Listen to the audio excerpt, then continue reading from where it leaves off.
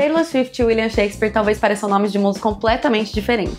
Ela é do século XXI e ele o dramaturgo mais famoso da história. Mas e se eu te dissesse que o novo álbum da Taylor, The Life of a Showgirl, e a faixa The Fate of Ophelia tem tudo a ver com Shakespeare? E mais, que a música pop e a literatura estão ligadas há séculos, contando as mesmas histórias, só com figurinos diferentes, e que isso pode te ajudar no Enem. Dá o play e tá explicado.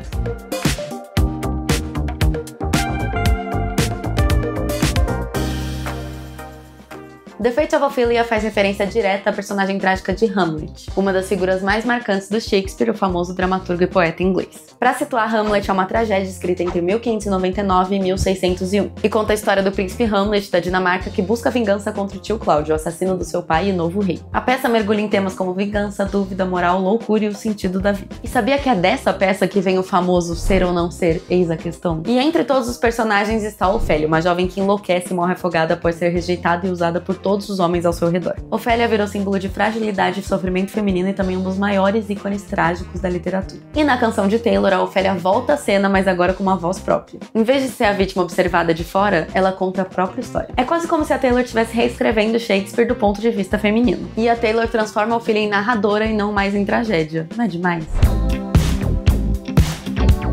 Essa mistura entre literatura e música pop não é nova. Um exemplo disso é o álbum Diamond Dogs, do David Bowie, que foi inteiramente inspirado no universo distópico do autor George Orwell, autor do famoso livro 1984. Inclusive, o David até escreveu uma canção com o mesmo título do livro. Também tem a Lana Del Rey, que praticamente constrói um universo inteiro de referências literárias, se inspirando nas obras do escritor americano F. Scott Fitzgerald. Aliás, muito da obra dele tinha inspiração na música, principalmente o jazz. Ele é autor de livros famosos como O Grande Gatsby e O Curioso Caso de Benjamin Button. Ambos viraram filme. A literatura oferece o enredo, a metáfora, o drama, e a música transforma isso em sentimento imediato, pronto pra gente cantar a plenos pulmões. É como se os artistas traduzissem a dor e os dilemas dos personagens clássicos pra linguagem de quem vive essas emoções no agora.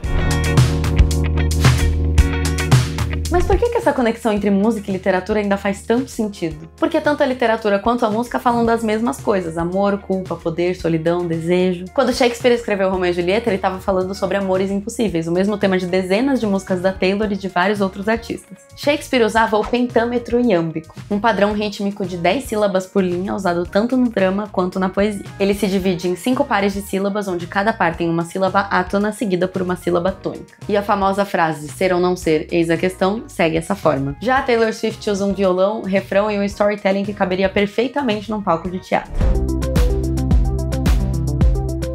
Saindo do pop, podemos falar do rap. O rap nasceu da poesia oral, ritmo, métrica e denúncia social. Um exemplo perfeito do cruzamento entre literatura e música. E até o rock brasileiro tem suas referências. O grupo Legião Urbana misturou a poesia do português Luiz de Camões com filosofia existencialista para compor letras que marcaram gerações. Se a gente olhar a fundo para nossa própria música, vai ver que esse encontro entre literatura e canção também tem uma longa história no Brasil. Muitos artistas transformaram poemas, livros e personagens literários em música e fizeram isso com o mesmo poder narrativo de um romance ou de uma peça de teatro. O Chico Buarque, por exemplo, é um romancista das canções. Na música Construção, ele brinca com a linguagem de um poema concreto, repetindo as palavras e mudando a ordem delas para criar ritmo e sentido. Já em João e Maria, ele mistura contos de fadas para falar sobre amor e imaginação como se fosse uma fábula moderna. A arte é mesmo um ecossistema, literatura e música vivem se inspirando numa troca incessante de símbolos e linguagens.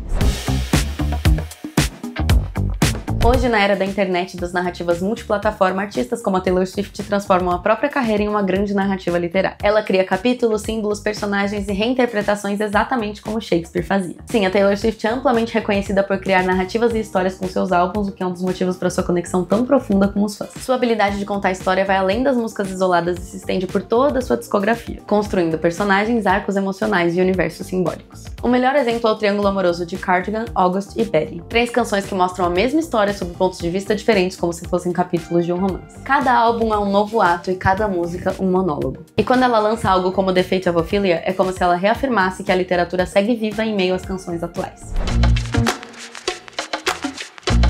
E não pense que essa conexão entre literatura e música está restrita aos palcos dos teatros ou aos álbuns dos artistas. No Brasil, o próprio Enem já incorpora músicas nas suas questões para testar interpretação, reflexão e repertório cultural. Por exemplo, no Enem 2017, a canção Asa Branca de Luiz Gonzaga foi usada numa questão de geografia sobre biomas. Admirável Gado Novo de Zé Ramalho apareceu na prova de 2021 numa questão sobre tipos textuais e linguagem. E em 2024 aconteceu uma coisa engraçada. Caetano Veloso foi citado em uma pergunta que incluía suas músicas e ao ser perguntado sobre qual resposta ele daria, não acertou a questão. Ai, se ele assistisse o Tá Explicado, né? Tinha acertado. Brincadeiras à parte, o ponto é, o Enem reconhece que música é texto e que letra de música pode ser usada como texto literário ou texto cultural para fins de prova. E isso significa duas coisas importantes para quem estuda. Primeiro, que a amplitude de repertório importa. Conhecer não só os livros tradicionais, mas também músicas, contextos culturais e letras ajuda a interpretar os enunciados. E segundo, que a interpretação de texto continua sendo a chave. Não basta decorar, é preciso saber ler o que o fragmento, seja de música ou de livro, está dizendo, qual a sua função, sua intenção e seu estilo. Em resumo, se você está assistindo esse vídeo que trata de literatura, música pop e referências culturais, você já está fortalecendo justamente a habilidade que o Enem valoriza. A literatura e a música não são domínios separados, elas se cruzam e se retroalimentam.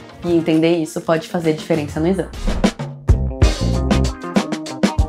No fim das contas, literatura e música falam da mesma coisa, como o amor e o tempo podem nos transformar. E é justamente isso que faz a arte, seja do século que for, continuar viva. Porque enquanto tiver histórias pra contar, vai ter música pra cantar. E aí, curtiu o vídeo? Se você quer se preparar pro Enem, a Estácio lançou o Enem na Matéria, uma plataforma totalmente gratuita para ajudar a sua preparação que mistura conteúdos de inteligência artificial e de professores da Estácio. Acesse enemnamateria.com.br e aproveite!